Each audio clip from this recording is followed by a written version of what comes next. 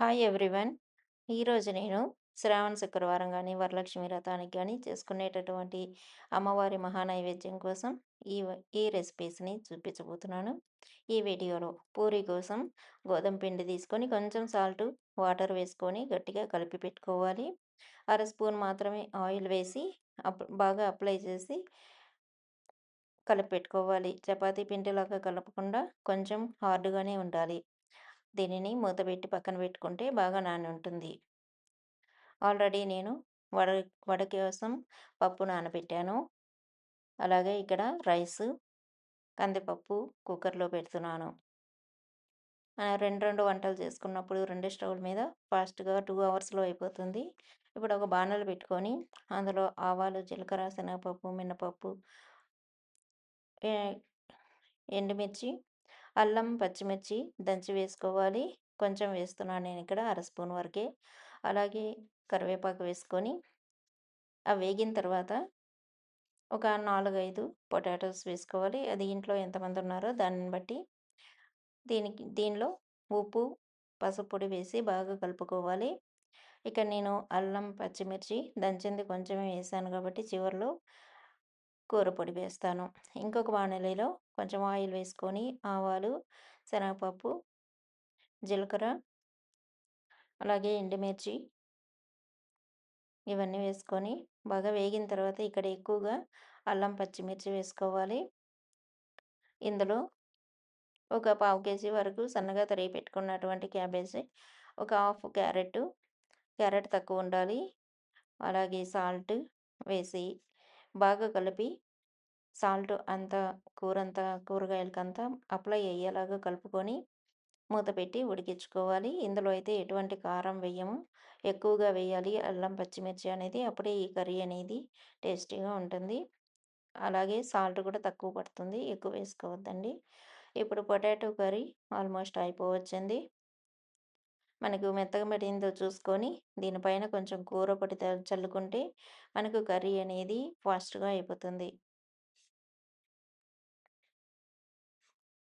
ఒకసారి బాగా కలిపి పెట్టేసుకొని పక్కకు తీసేసుకోవడమే.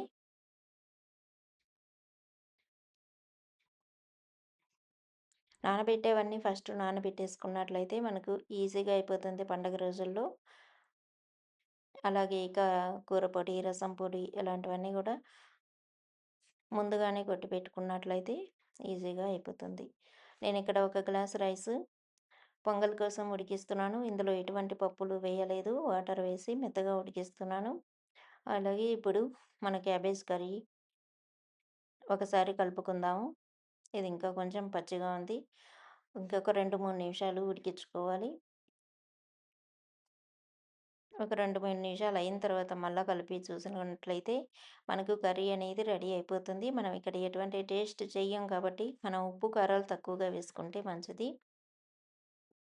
దీన్ని పక్కన పెట్టేసుకొని ఇప్పుడు బాణలు పెట్టుకొని స్టవ్ మీద ఆయిల్ వేసుకొని ఇందులో వేసిన గుడ్లు వేసుకోవాలి. ఇది పులిహోర కోసం, చింతపండు పులిహోర కోసం.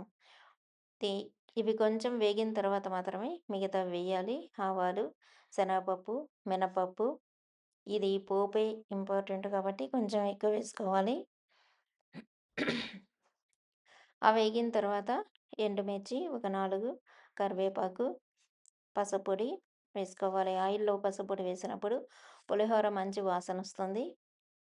మన పులిహోరకి మంచి స్మెల్ అనేది రావాలి అంటే ఆయిల్‌లో వేయాలి పసుపనేది. ఇదంతా వేగిన తర్వాత ఒక కప్పు వరకు చింతపండు రసం తీసుకొని వేసుకోవాలి. దీనికి తగినంత సాల్ట్ వేసుకోవాలి. అలాగే 4 పచ్చిమిర్చి చీలికలు, కొంచెం బెల్లం వేసుకున్నట్లయితే పులుపనేది ఎక్కువగా లేకుండా చేస్తుంది ఈ బెల్లం అనేది. మనకు పులిహోరకి ఎప్పుడైనా కూడా చింతపండు ఎక్కువగా ఉండాలి.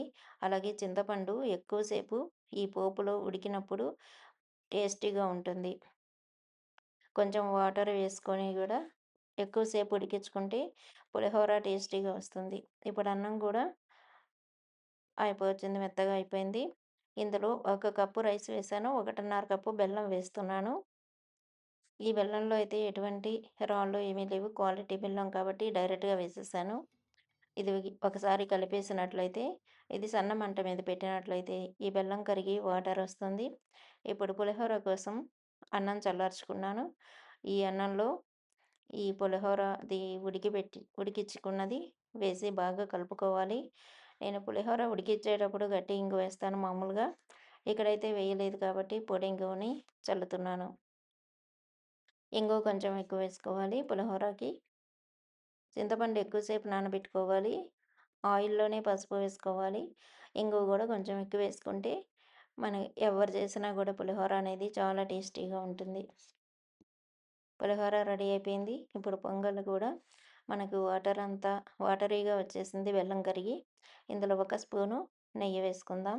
మంచి టేస్ట్ వస్తుంది. ఇందులో ఎటువంటి పప్పులు, పాలు ఏవి వాడట్లేదు నేనిప్పుడు. ఇది తమిళనాడు టెంపుల్స్‌లో ఈ టైప్‌లో చేస్తారు. వాళ్ళు కొంచెం ఎక్కువ నెయ్యి వేస్తారు. ఇప్పుడు మళ్ళా ఒక బాణలి పెట్టుకొని, ఆయిల్ వేసుకొని, అందులో ఆవాలు, ఎండుమిర్చి, కరివేపాకు వేసుకొని, ఒక 5, 6 టొమాటోలు కట్ చేసి వేసుకోవాలి. బాగా సన్నగా చేసుకోవాలి టమాటోని. ఇది పచ్చడి కోసం. సాల్ట్ వేసుకున్నట్లయితే టమాటోలోంచి వాటర్ అంతా వచ్చి త్వరగా ఉడికిపోతుంది. ఇదంతా ఒకసారి సాల్ట్ అప్లై అయ్యేలాగా కలుపుకోవాలి. ఇప్పుడు పక్కన పెట్టుకుంటే సన్నటి మంట మీద ఇది ఉడుకుతూ ఉంటుంది. మనం ఇంకొక రెసిపీని చేసుకోవచ్చు. ఇక్కడ ఇంకొక బాణలి పెట్టుకొని కొంచెం ఆయిలు, ఆవాలు, జీలకర్ర, ఎండుమిర్చి, కరివేపాకు వేసుకొని ఒక 3 టమాటాలు కట్ చేసి వేసుకోవాలి. ఇందులోనే కొంచెం సాల్ట్ వేసుకోవాలి. సాల్ట్ వేసుకున్నట్లయితే మనకు త్వరగా టమాటో అనేది మగ్గిపోతుంది. అప్పుడు మనం రసం చేసుకున్నట్లయితే ఈ టమాటోగా లేకుండా టమాటో రసం అంతా నీళ్ళల్లోకి త్వరగా దిగిపోతుంది. ఇందులో కొంచెం పసుపు వేసుకొని ఇలా గుజ్జయ్యేలాగా కలుపుకోవాలి. గరిటెతో ఒత్తుతూ కలుపుకున్నట్లయితే మనకు గుజ్జు గుజ్జుగా వచ్చేస్తుంది టమాటో అనేది. ఇప్పుడు పచ్చడి అనేది ఉడుకుతుంది. మధ్యలో కలుపుకుంటూ ఉండాలి. ఇప్పుడు రసం కోసం వేసుకున్నటువంటి ఈ టమాటోని అదుముకున్నట్లయితే మనకు మెత్తగా అయిపోతుంది. సాల్ట్ వేసినందువల్ల 2 మినిట్స్‌లోనే మెత్తగా అయిపోతుంది ఇది. ఇందులో ఒక అరకప్పు వరకు చింతపండు రసం వేసుకొని, ఒక హాఫ్ లీటర్ వరకు వాటర్ వేసుకోవాలి. ఇదంతా బాగా మగ్గించుకోవాలి. సాల్ట్ వేసుకున్నప్పుడు రసానికి సరిపడా సాల్ట్ వేసేసుకోవాలి. ఇప్పుడు వడ కోసం పప్పు ఒక 4 గంటల ముందు నానబెట్టాను. దీనిని వాటర్ లేకుండా ఇలా గట్టిగా రుబ్బుకోవాలి. ఇప్పుడు రసం అయితే తెరులుతుంది. ఇందులో తగినంత రసం పొడి వేసేసుకొని రసం దించేసుకోవడమే. కొంచెం కరివేపాకు వేశాను. ఇక్కడ నేను కొత్తిమీర వాడట్లేదు ఈరోజు. ఇప్పుడు మనం పచ్చడి చేసుకున్నటువంటి దాంట్లో కొంచెం సాల్టు, అలాగే కొంచెం ఇంగువ, తగినంత కారం వేసుకోవాలి. ఇక్కడ మెంతిపొడి, ఆవ పొడి అయితే వేయట్లేదు. అవి వేసినట్లయితే ఇప్పుడు తినడానికి చేదుగా అనిపిస్తాయి కాబట్టి అవి వాడట్లేదు. అయినా చాలా బావుంటుంది ఈ పచ్చడనేది. ఇలా మెత్తగా ఉడికిపోయిన తర్వాత దింపేసుకోవడమే. ఈ వడపిండి ఒక ప్లేట్‌లోకి తీసుకొని సాల్టు, అలాగే సన్నగా తరిగినటువంటి పచ్చిమిర్చి, అల్లం, కరివేపాకు వేసుకొని బాగా కలుపుకొని ఓ 10 నిమిషాలు పక్కన పెట్టుకుందాము. ఇది క్రిస్పీ వడ. మా ఊరి సైడు ఇలా చేస్తాం క్రిస్పీ వడని.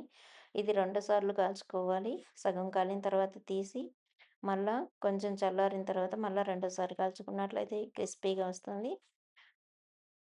ఇప్పుడు నానబెట్టుకున్నటువంటి గోధుమ పిండిని ఒకసారి బాగా కలిపేసుకొని, ఇంకా గట్టిగా అయ్యుంటుంది.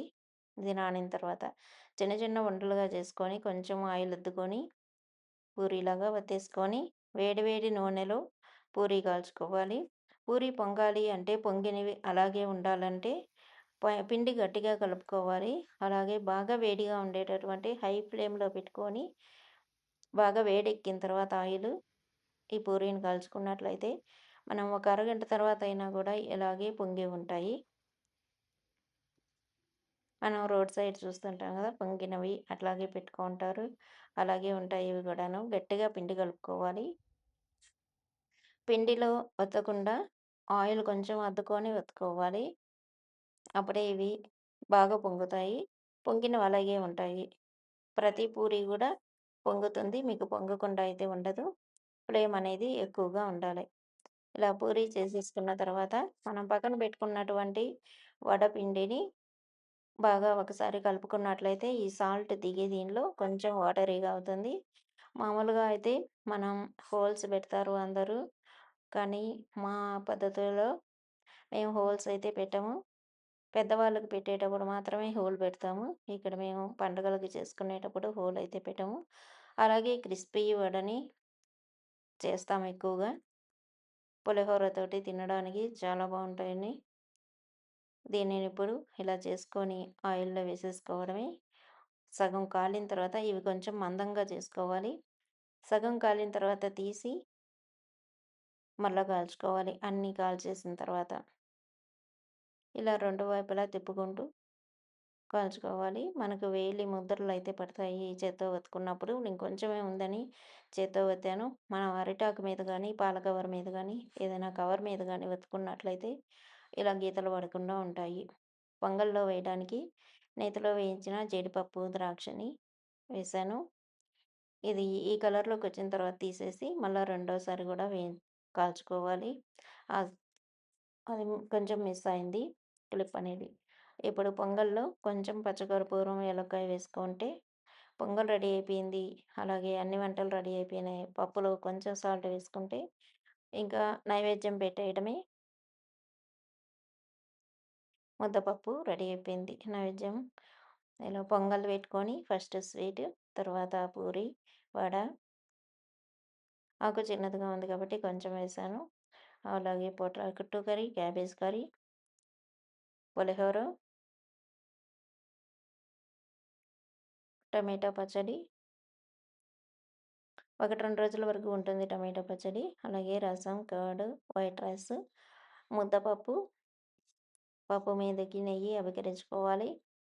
మంచినీళ్ళు అవన్నీ పెట్టుకొని నైవేద్యం పెట్టడం. Thank you for watching.